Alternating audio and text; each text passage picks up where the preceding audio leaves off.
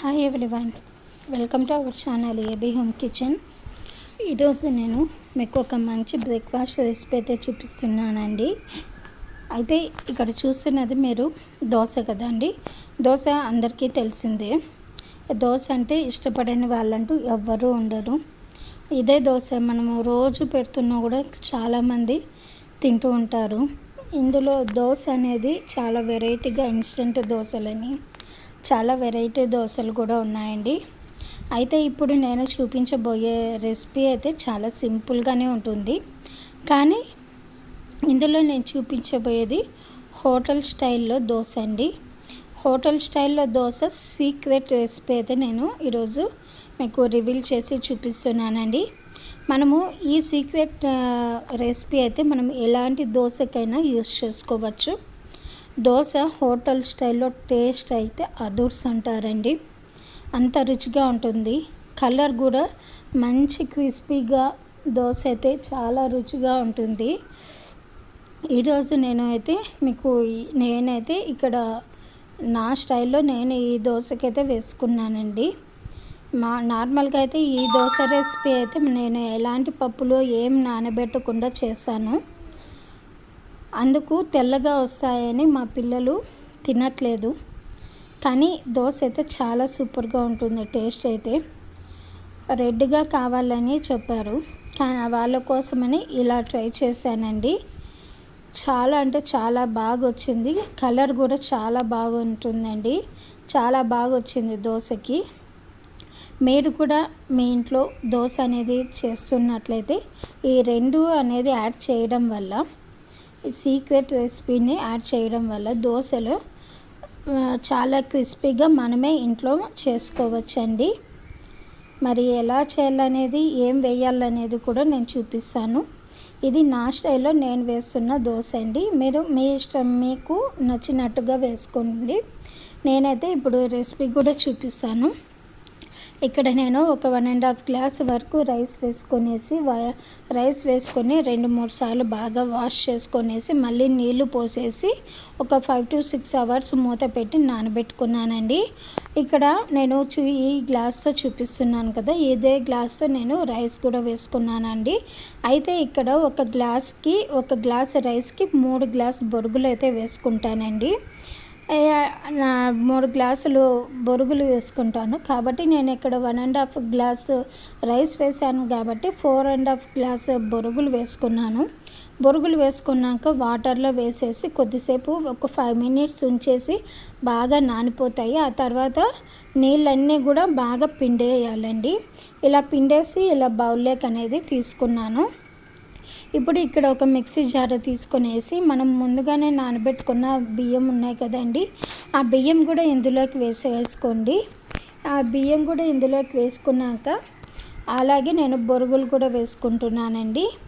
ఇలా బియ్యము బొరుగులు కూడా అన్నీ వేసేసుకున్నాక ఇక్కడ చూపిస్తున్న విధంగా నేను ఒక మీడియం సైజు పొటాటో తీసుకున్నానండి. ఈ పొటాటో వేయడం వల్ల మనకు హోటల్ స్టైల్లో దోశలు పర్ఫెక్ట్గా వస్తాయి ఇంట్లోనే. పొటాటోను అలాగే కొంతమంది అయితే మైదా కూడా కలుపుతారు. నేను ఇక్కడ మైదా అయితే యూజ్ చేయట్లేదండి. ఒక 2 స్పూన్లు మనము సూజీ రవ్వ కూడా యాడ్ చేసుకొనేసి వాటర్ వేసుకొనేసి బాగా మెత్తగా పిండి అనేది పట్టుకోవాలి. మనము ఎలాంటి పప్పులు అనేది నానబెట్టకుండా పిండి చేస్తున్నాం కాబట్టి పిండి అనేది ఈ దోశ పిండి అనేది మనకు కన్సిస్టెన్సీ ఈ విధంగానే వస్తుందండి. ఇప్పుడు ఈ బౌల్లోకి ట్రాన్స్ఫర్ చేసేసుకొనేసి ఒకసారి చేత్తో బాగా ఇలా కలుపుకోవాలి. ఇలా కలుపుకోవడం వల్ల మనకు ఓవర్ నైట్ అంతా బాగా పిండి అనేది బాగా పులుస్తుందండి. పులిసినప్పుడు మనకు దోశ అనేది మంచి రుచిగాను ఉంటుంది.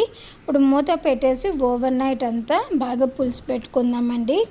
ఇప్పుడు మూత తీసేసి ఇదే పిండిలో నేను రుచికి సరిపడా సాల్టు అలాగే బేకింగ్ పౌడర్ కూడా కొంచెం వేసేసుకొని బాగా కలిపేసి పక్కన పెట్టుకుంటున్నాను. మీకు ఇష్టం వచ్చిన ఈ దోశలోకి మనకు ఎలాంటి చట్నీ అయినా, పల్లీ చట్నీ, పప్పుల చట్నీ, కొబ్బరి చట్నీ, టమోటా చట్నీ, ఎలాంటి చట్నీ అయినా కూడా పర్ఫెక్ట్గా ఉంటుంది. ఒక పిండి అంతా బాగా ఇలా కలిపేసుకున్నాక ఇప్పుడు దోశ పెనం తీసేసుకొని మనము రెగ్యులర్గా దోశ అయితే ఎలా వేసుకుంటామో కొంతమంది పల్చగా వేసుకుంటారు, కొంతమంది సాఫ్ట్గా ఉండాలని లావుగా వేసుకుంటారు, మరి కొంతమంది ఒక మీడియం సైజులో వేసుకుంటారండి. మనం అదే విధంగా వేసుకునేసి మీకు ఆయిల్ కావాలా అనేది గీ కావాలనేది నెయ్యితో అయినా కూడా వేసుకోవచ్చు.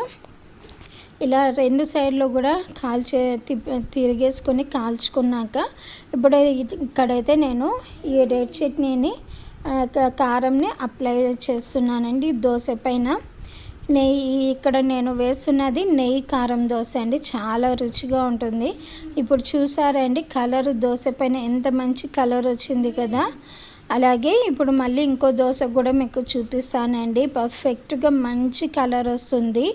ఈ ఆలుగడ్డను అలాగే సూజీ రవ్వ వేయడం వల్ల మనకు దోశలు హోటల్ స్టైల్లో లాగా చాలా రుచిగా వస్తాయి. ఇలా వస్తున్నప్పుడు మనము బయటకు పోయి తిననవసరం కూడా లేదండి. ఇంట్లోనే మనకు కావలసిన దోశ రెసిపీతో మనము ఇలా పర్ఫెక్ట్గా చేసుకోవచ్చండి. ఇప్పుడు నేను ఇక్కడ వేస్తున్న ఎగ్ కారం దోశ అండి, మా అబ్బాయికని ఎగ్ కారం దోశ వేస్తున్నాను. పిల్లలకి ఇంట్లోనే ఇలా హెల్తీగా చేయడం వల్ల వాళ్ళు చాలా ఇష్టపడి తింటారు కూడా. దోశలు కూడా చాలా బాగా రుచిగా ఉంటాయి కూడా ఇలా చేయడం వల్ల. చాలామంది ఇంకా మైదా కూడా కలుపుతారండి, మైదా అని శనగపిండి కూడా కలుపుతారు.